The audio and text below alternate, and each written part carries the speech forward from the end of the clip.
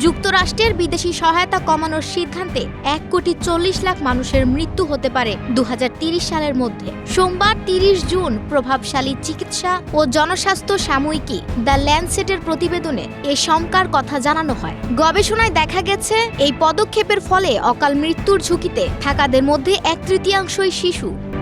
গবেষণার সহলেখক এবং Barcelona institute for global হেলথের গবেষক ডেভিড রাসেলা এক বিবৃতিতে বলেন, অনেক নিম্ন ও মধ্যবিত্ত আয়ের দেশের জন্য এই ধাক্কাটি একটি বৈশ্বিক মহামারী কিংবা বড় ধরনের সশস্ত্র সংঘাতের মতো হবে।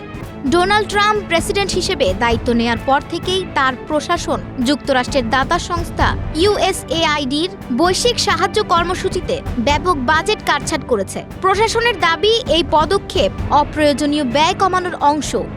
তবে গবেষণায় বলা হয়েছে, USAIDর তহবিল বৈশ্বিক স্বাস্থ্য উন্নয়নে গুরুত্বপূর্ণ ভূমিকা রেখেছে, বিশেষ করে আফ্রিকান দেশসহ নিম্ন ও মধ্যবিত্ত আয়ের দেশগুলোতে। গত 2 দশকে এই সংস্থার অর্থায়নে পরিচালিত কর্মসূচি 9 কোটির বেশি মৃত্যু রোধে সহায়তা করেছে, যার মধ্যে 3 কোটির বেশি শিশু অন্তর্ভুক্ত।